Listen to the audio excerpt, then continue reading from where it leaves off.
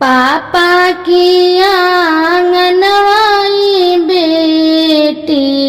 बीतल बाचा पनावा अरे बीतल बाचा पनावा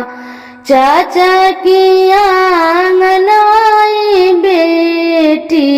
बीतल बाचा पनावा अरे बीतल बाचा पनावा भैया की आंगनवाई बेटी बीतल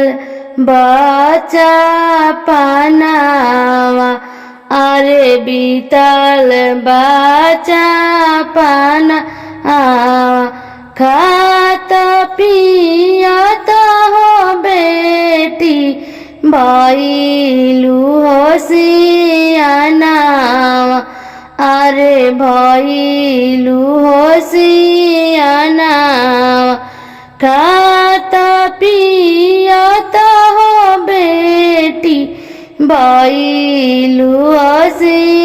होशियानावा अरे भइलु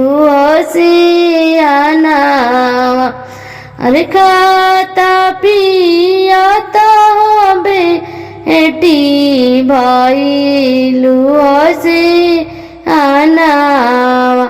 सुन कही दियलु हो बेटी पापा के हो महलिया अरे चाचा के हो महलिया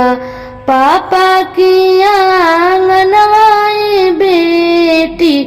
बीतल बाचा पनावा अरे बीतल बाचा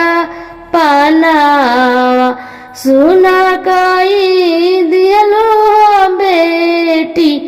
भैया के हो आंगनवा अरे भैया के हो आंगनवा।